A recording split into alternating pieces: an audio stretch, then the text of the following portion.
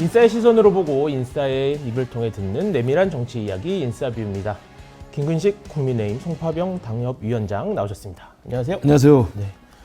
원래는 저희가 이제 그냥 보통 이제 김근식 교수님 이렇게 했는데 요새 방송 나오시는 거 보니까 송파병 당협위원장으로 불러달라. 네. 요즘 어떻게 불러드리시는 게 좋겠습니까? 송파병으로 불러주는 게 훨씬 낫죠. 그렇게 그냥 하겠습니다, 그러면. 네. 위원장님으로. 네. 네. 오늘 저희 중립교 두 번째 나오셨는데 어떻게 뭐 그동안 활동을 잘 하고 계셨는지. 예, 뭐 방송을 계속 했는데 방송도 이제는 이제 출마 예정자이기 때문에 네. 조금씩 이제 방송국별로 그 방침이 정해지는 대로 조금씩 정리를 하고 있고요. 네. 뭐 지역에서의 당협위원장 활동을 계속 하게 있기 때문에 뭐 똑같은 일을 하고 특히 요즘에 이제 본격적인 선거철이기 때문에 네. 지역 밑바닥부터 저인 방식으로 확실하게 훑고 있습니다. 아, 자주 가세요? 지역이 있죠. 지역하고 방송국 말고는 다니는 데가 없습니다. 그 송파병이 동으로 치면 어디죠? 동으로 10개 동인데요. 네. 가락 2동, 문정 1동, 오금동, 네네. 장지동, 유래동, 거여 1, 2동, 마천 1, 2동 이렇게 되어 있습니다. 예. 아닙니다. 개인적인 얘기를 할 뻔했네. 그쪽이 아무래도 좀 이제 좀 서민 상대적으로 네. 저희가 송파구는 사실 잠실 쪽만 생각하는데 네, 그렇습니다. 서민들이 많고 그러니까 아무래도 송파구가 큰 자치구인데요. 맨 끄트머리에 이제 행정적으로 위치하고 있고 그리고 이제 그 지금까지 송파갑을과 달리 송파병은 민주당에서 계속 당선이 된 지역이라 열심히 뛰고 있습니다. 알겠습니다. 그 예비후보 등록은 아직 안 했습니다. 예. 예비후보 등록을 하면 방송 출연이 안 되나요? 그렇게 정한 방송사가 좀 있고요. 또 그렇게 정하지 않은 방송사도 있고. 그러니까 아마 법에는 규정이 없는데 방송국 나름대로 내규를 정해서 하는 것 같아요. 예. 그 예비후보 등록 때문에 이게 안 되잖아요. 마이크 들고. 그렇죠. 그게 아니 안 그러니까 되나요? 행사에 가서 내빈으로 인사말 줄 때 하는 건 되는데 예비후보가 등록을 안 한 상태에서는 지지를 호소할 수는 없죠. 예. 지지를 호소할 수 없고 그 차이가 좀 있군요. 예. 알겠습니다. 어쨌든 그 전날까지는 저희는 틈나는 대로 모셔서 예, 말씀 예. 들어보는 대로 하고, 자, 오늘 저희가 뭐 의도치 않게 약간 좀 여당 특집처럼 되고 있습니다. 어쨌든 뭐 오늘 사실 뭐 지면들도 다 이제 뭐 한동훈 아니면 이준석이 그렇죠. 거의 정치면의 위아래를 장식을 한 것 같고, 그래서 자연스럽게 저희도 두 가지 이야기를 여쭤보려고 합니다.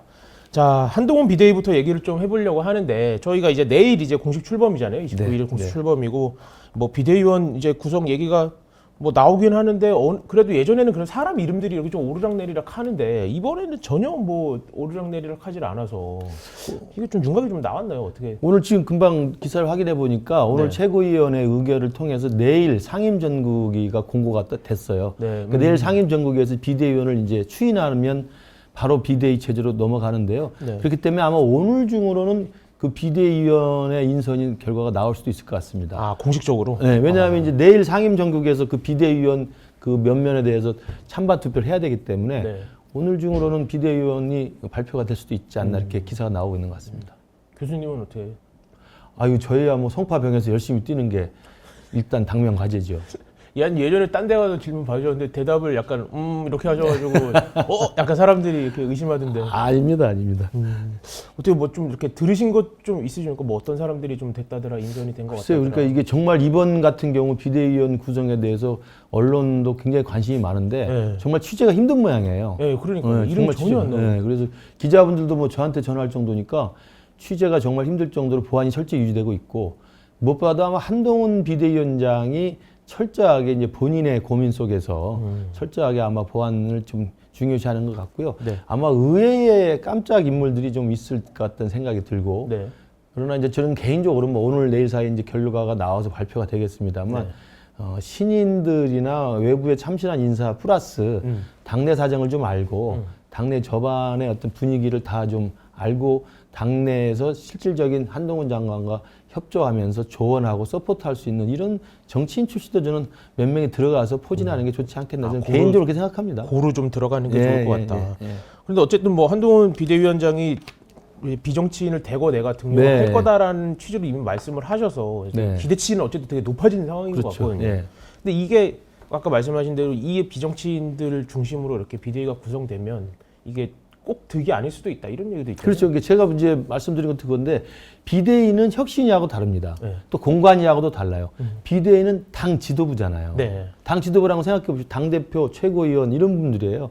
대부분 정치인들이죠. 그렇죠. 그 당에서 정치적으로 성장하고 정치적으로 비중 있고 정치적인 어떤 그 선명한 입장을 가지고 있는 분들이 당원의 지지와 일반 국민의 지지를 받아서 지도부를 구성하는 거거든요. 네. 그러니까 비대위가 비상한 위원회긴 합니다만 그래도 당 지도부를 대신하는 거기 때문에 당 인사나 또 정치인 출신도 저는 적절하게 포진이 되어야 이 외부의 인사들 참신성만 가지고 오는 것보다는 왜냐하면 외부에 참신한 인사들이 왔을 경우에는 정말 당내에서 듣지 못할 좋은 이야기를 하고 의사를 이렇게 전달할 수 있지만 당내 역학이라고 하는 굉장히 복잡 미묘한 부분이 있거든요. 특히 네. 이제 총선을 앞두고는 네. 훨씬 더 그렇지 더더욱, 않겠습니까? 이제 그런 것들을 잘 관리하고 또 포용해내고 또 전후의 사정들을 다 꿰뚫고 있는 이런 분들도 일정하게 저는 한동훈 비대위원장을 도와줘야 된다 이렇게 생각합니다.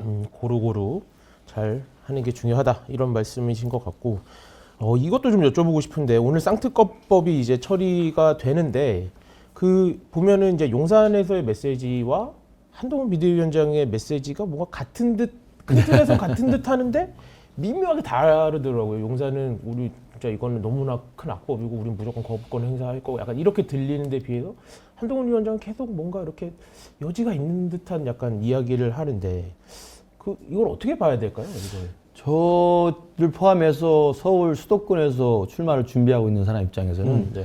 김건희 특검법에 대해서는 굉장히 예의주시할 수밖에 없습니다. 왜냐하면 이제 바닥에 만나보는 우리 유권자들의 그 민심을 들어보면 네. 김건희 여사에 대한 상당한 리스크가 조금씩 존재해요. 그렇기 때문에 이게 단지 특검법, 그러니까 도이치모터스 사건에 대해서 수사가 미진해서 빨리 수사를 밝혀야 된다는 게 아니라 그 부분은 사실은 악법이 맞고요. 네. 여러 가지 이유가 있지 않습니까? 이미 10년 전 사건이고 대통령과 결혼하기 전 사건이고 이미 문재인 정부 때 탈탈 털어서 다 혐의가 없는 걸로 이야기가 결론이 나서 지금 다른 관계자들은 다 재판이 진행이 돼서 1심까지 나온 거 아닙니까? 그렇죠. 그렇기 때문에 여러 가지 뭐 이유를 들어서 악법인 게 맞는데 왜 저게 그러면 이슈가 되냐면 특히 수도권에서 선거를 뛰는 사람이 힘드냐면 그 특검법의 내용에 따라서 뭐 도이치모터스를 뒤져보고 싶었다는 생각보다 민심은 김건희 여사를 좀 잘 좀 관리해 다오.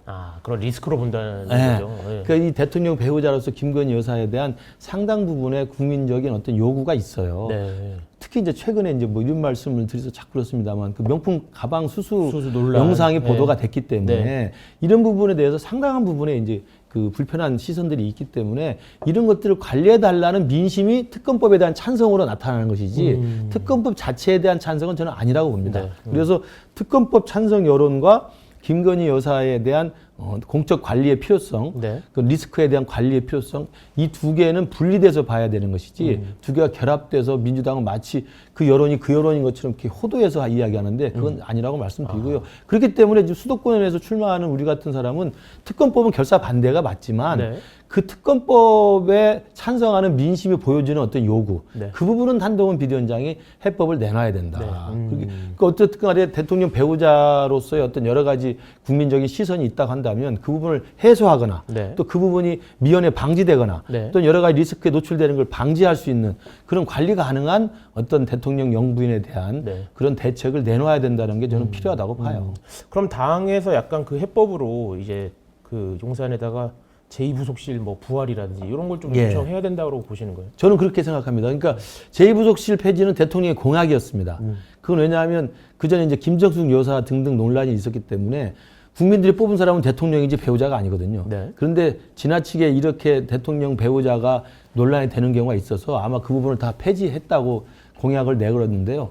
이제 폐지를 하다 보니까 또 어떤 문제가 생기냐면 공적 관리가 안 되는 거죠. 그러니까 배우자의 일정, 배우자의 어떤 아젠다, 배우자의 워딩, 배우자의 메시지, 배우자의 사진 이런 것들이 다 공적으로 관리돼서 이 부분에 대한 어떤 그 공적 영역 안에 있어야만 훨씬 더 이게 편하거든요. 네. 근데 그 부분이 안 되다 보니까 뭐 지금 이야기되는 것처럼 명품백 논란도 나오고 이렇게 되는 거거든요. 사실은 대통령에 취임한 이후에 대통령 배우자께서 사적 장소에 가서 사적 만남을 하는 건 사실은 있을 수 없는 겁니다.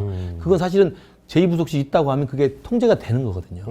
그런 면에서 이제 제2부속실 이야기도 나오고 있고 네. 특히 이제 특별감찰관 같은 경우는 이미 오래전부터 이걸 임명을 요구를 했던 상황이고요. 네. 그리고 이 특별감찰관이 아시겠지만 공수처가 따로 있긴 하지만 대통령 인척, 가족 그리고 대통령의 친인척에 대한 그렇죠. 그 이른바 용산 대통령실 내부에 또 새로운 감찰 제도이기 때문에 그 부분도 임명을 한다고 한다면 아까 제가 말씀드린 특검법에 대한 찬성이 아니라 대통령 주변에 특히 배우자를 비롯한 그 리스크에 대한 관리를 요청하고 있는 국민의 민심에 부응하는 것으로서는 한동훈 비대위원장이 그 정도 해법은 내놔야 되지 않겠느냐 뭐 생각하는 거죠. 건의하거나 그렇죠. 뭐 이런 식의 대응이 좀 필요할 것 같다. 그렇게 되면 여론이 조금 좀 잦아들까요?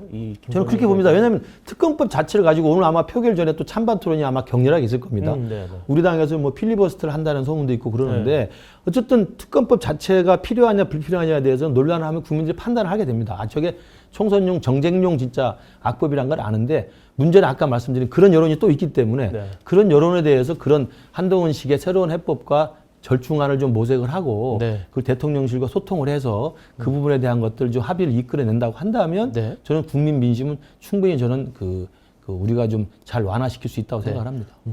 민주당에서는 또 이제 그렇게 얘기를 하잖아요. 이게 특검법은 악법 이제 뭐 이렇게 민주당이 만든 악법 이런 발언을 놓고 이게 한동훈 비대위원장이 예전에 했던 발언과 이제 상충된다. 뭐 너는 이제 성의 없이 수사해야 되는 거 아니냐 이렇게 했다 이렇게 이 비판을 계속 하고 있는데 이 비판 자체에 대해서는 좀 어떻게 돼요? 그건 민주당의 저는 아전 인수죠. 그러니까 한동훈 비대위원장이 말하는 악법이라는 것은 특검법이 일단 요건 자체에 안 돼요. 특검법이라는 건 검찰 조직이 제대로 수사할 수 없을 정도의 의혹이 있는 권력형 비리잖아요. 근데 이 사건은 10년도 훨씬 지난 일이고 대통령과 결혼하기 전에 사인 신분일 때 했던 혐의와 관련된 거. 그렇죠. 그리고 권력형이 아니지 않습니까?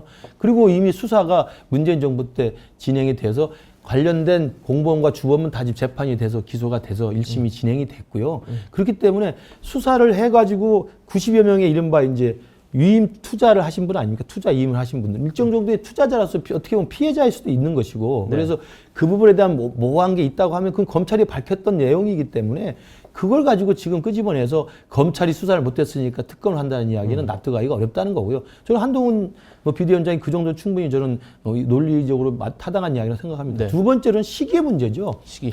어떤 경우도 이렇게 정치적으로 민감한 특검법에 대해서는 대통령 선거나 총선을 앞두고 시행된 적이 없습니다. 드루킹 특검도 마찬가지고 물론 여야 합의로 다 하는 거고요. 특검은 여야 합의가 기본적인 관례입니다. 그리고 그 BBK 특검도 대통령 선거 전에는 안 했습니다. 대통령 선거가 끝나고 당선자 신분의 특검이 실시가 됐던 거고요. 그런 거기 때문에 저는 어떤 경우에도 총선을 한두 달 앞두고 그것도 권력형 부정부패 사건이 아닌데도 불구하고 억지로 끄집어내서 이걸 특검을 그 야당만의 단독 통과를 시켜서 강행을 해가지고 언론에 브리핑하겠다는 이야기는 누가 봐도 이건 정쟁의 소모적인 논란이 분명히 큰 거기 때문에 이 부분에서는 한동훈 장관의 그 악법이라는 논리는 저는 전혀 문제가 없다고 생각합니다.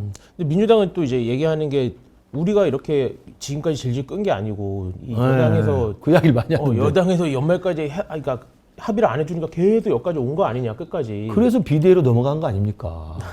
그런 거 아닙니까? 왜 저는 민주당이 그 논리를 듣고 말도 안 되는 논리. 그래서 우리가 비대위로 넘어왔어요. 우리가 강서구청장에서 혼나고 두드려 맞고 그래서 잘못했습니다 하고 잘해보겠다고 비대위로 넘어간 겁니다. 왜 과거적 이야기를 합니까? 우리가 잘못했다고 지금 비대위를 만든 상황인데 저는 그건 일고의 그 말도 안 되는 논리라고 생각해요. 옛날의 의사결정 구조다. 당연하죠. 그게 김기현 대표 때 한 거 아닙니까? 이거 한동훈 장관한테 그걸 왜 물어요? 제가 또 지도부 있으면 제가 그렇게 안 했을 겁니다. 그래서 그렇게 안 하자고 이제는 다른 모습을 보이자고 국민의힘이 정말 국민 앞에서 정말 있는 그들의 정말 합리적인 모습을 보이자고 비대위로 넘어간 건데 왜 자꾸 옛날 이야기를 해요? 옛날의 의사결정 구조에서 나온 당연하죠. 얘기다. 알겠습니다. 근데 이제 아까 말씀하셨던 그 제2부속실 복원 건의라든지 아니면 뭐 특감반 관련된 뭐 부활 뭐 이런 것들이 사실은 지금까지 나왔던 이제 수직적인 당정 관계를 어떻게 복원할 것이냐, 동반자적으로 할 것이냐. 그럼 이거를 어떻게 좀 그러니까 이렇게 건의하는 수준이 아니라 좀 더 약간 형식적으로 좀 더 강하게 말할 수는 없을까요? 그건 이제 한동훈 비대위원장의 이제 그 정치적인 어떤 공력이라고 할까요? 센스. 그런 능력이 이제 돋보여야 되는 대목이고요. 저는 그렇게 생각해요. 한동훈 장관이 그 부분에 대해서 여지를 계속 두고 아까 말씀하셨잖아요. 대통령실은 굉장히 강경한 입장인데 한동훈 장관은 약간의 여지가 있는 듯한 발언. 그런 게 사실은 좀 맞다고 봅니다.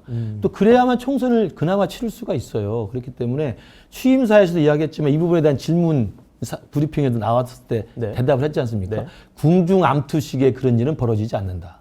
저는 이게 갖는 굉장히 뉘앙스가 있다고 봐요. 누가 누구를 찍고 누르고 이런 식의 궁중암투식은 벌어지지 않는다. 이건 우리가 연상할 수 있는 부분이 있지 않습니까? 그렇죠. 그러니까 그리고 또 하나는 그 수직적 당정관계, 수평적 당정관계 질문했을 때 우리는 우리 당의 일을 하면 되고 대통령실은 대통령실 일을 하면 되고 정부는 정부 일을 하면 된다. 네. 수평 수직의 문제가 아니다. 이거 뭐냐면 당 대표로서 당의 비상대책위원장으로서 당이 해야 될 일, 당이 해야 될 역할, 당의 민심으로부터 요청받은 일에 대해서 당의 역할을 하겠다는 거거든요. 네. 저는 그런 면에서 보면 비단 이 김건희 특검법뿐만 아니라 네. 앞으로 여러 가지 정치적 이슈나 어떤 국민적인 현안에 대해서 저는 한동훈 비대위원장이 목소리를 낼 수 있는 가능성이 충분히 있다. 저는 그렇게 생각을 합니다. 알겠습니다. 오늘 뭐 이제 어떤 메시지들이 나오는지 한번 지켜보면 될 것 같고 민주당과의 관계도 한번 좀 여쭤보고 싶은데 민주당에 대해서는 유독 한동훈 비대위원장이 굉장히 약간 날이 서 있는 저는 것 그건 같아요. 약간의 저는 그 투트랙이라고 생각합니다.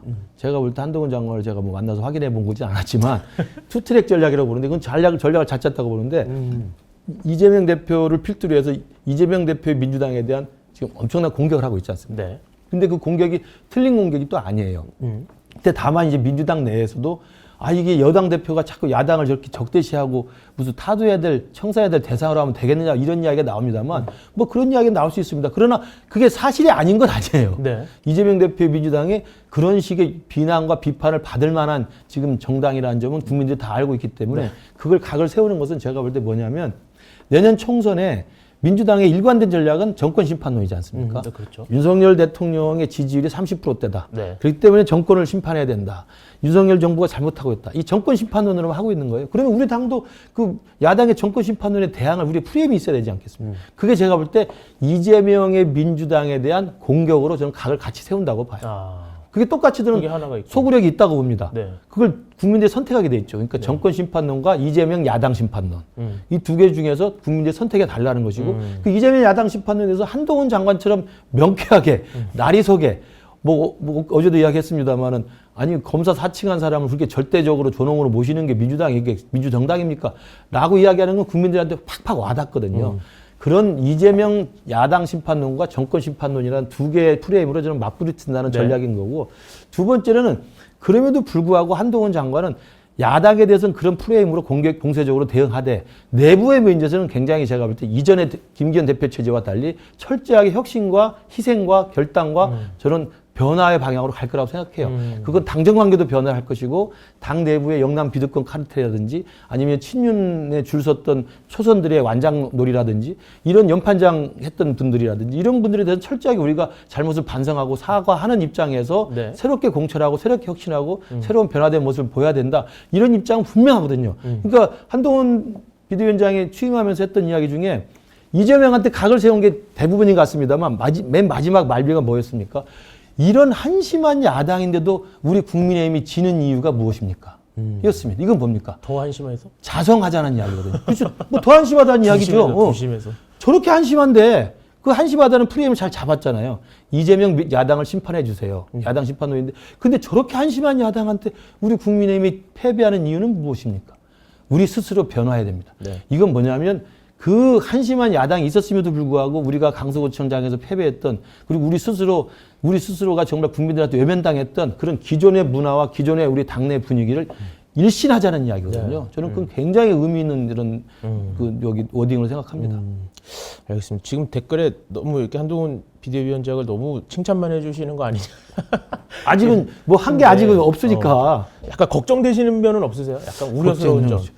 그러니까 저한테 연락이 안 오는 건지 걱정스럽죠. 한번 이야기를 한번 들어야 되는데. 네, 그러니까 많은 조언을 들어야 된다고 생각해요. 그러니까 우리가 생각했을 때 정치를 해보자는 정치 신인이 정말 국민적인 큰 평가와 기대 속에서 정치권에 갑자기 옵니다. 그래서 사실은 정치를 더 바꿀 수도 있어요. 왜냐하면 한동훈 장관 같은 분이 왔기 때문에 우리 당이 그동안 잘못된 관행, 문화, 영남 정당으로서의 그런 잘못된 이미지, 친윤 완장놀이에 그냥 줄 섰던 이 초선들 이런 잘못된 제가 항상 이야기합니다만 이 자판기 정당이라고 제가 하지 않았습니까? 네. 용산에서 버튼 누르면 그냥 음료수가 나오는 자판기 정당 역할을 했던 거예요. 그게 국민들한테 혼났던 겁니다. 네. 그걸 바꿀 수 있는 것은 정치에 때묻지 않은 사람이니까 가능한 겁니다. 네. 저는 그런 면에서는 기대가 있는데 또 한편의 우려는 마찬가지로 그렇기 때문에 주위에 많은 사람들의 의견을 들어야 됩니다. 경청하고 소통하고 본인이 배울 수 있는 자세를 가져야 됩니다. 제가 이준석 대표를 결국은 지금 쓴소리를 할 수밖에 없었던 게 저도 이준석 대표와 수많이 소통하고 조언했습니다만 말을 듣지 않아요. 자기가 세상에서 제일 잘났다고 생각하면 안 되는 거예요. 네. 그러면 정치라는 것은 자기가 목표한 것을 이룰 수가 없어요. 네. 그렇기 때문에 저는 한동훈 장관의 큰 기대가 정치 신인이라는 기대가 큰 만큼 주위의 정치적 조언들을 겸허하게 수용하고 경청하고 소통하는 그런 자세가 있어야 된다고 생각을 해요. 알겠습니다. 한동훈 비대위원장이 이제 이재명 대표가 이제 어쨌든 이렇게 뭐라고 해야 되나 상견례라고 해야 되나요? 그런 걸 해야 되잖아요. 네네. 보시면. 근데 오늘은 어쨌든 안 만나는 걸로 이제 네. 확인이 되고 있는데 뭐 만나면 뭔가 좀 진전이 있을까요?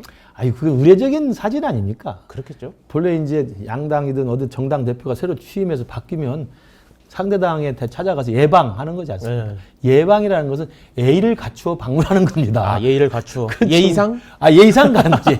그게 더 정확한 해석.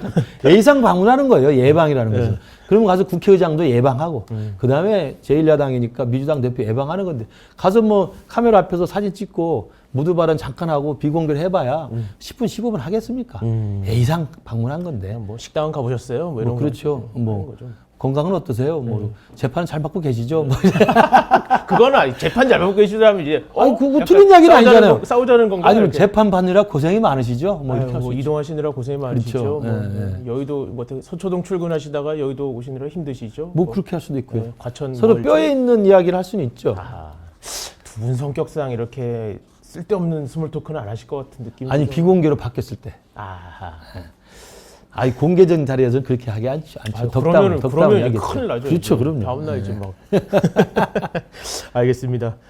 여당 마지막으로 하나만 여쭤. 공관위원장 자리에 이제 어쨌든 누가 오느냐가 가장 민주당은 조금씩 하마평이 나오는 것 같은데 아직 여당은 전혀 뭐 그런 이야기가 없네요. 공관위원장 지명도 비대위원장의 권한이기 때문에 비대위원장도 비대위원이 이제 오늘 내일 결정에 대해서 구성이 되면 공관위원장은 전적으로 이제 한동훈 비대위원장이 결정을 해야 됩니다. 그런데 저는 큰 방향에서는 이미 이제 김장연대가 몰락을 하고 기존의 국민의힘의 어떤 정치 문화, 그다음에 이 자판기 정당의 어떤 잘못된 모습, 퇴행적 모습 이런 것들 변화하고 반성하고 성찰하면서 새롭게 바뀌자는 비대위이기 때문에 저는 공관위원장을 모시는 분이나 공관위의 어떤 혁신의 방향이나 공천의 방향도 그 방향으로 될 거라고 생각하고 그렇기 때문에 이전에 있었던 이뇨한 혁신위가 내놨던 그런 혁신의 방향 그것들 그대로 오롯이 저는 계승하는 공간일 거라고 저는 예상을 해봅니다.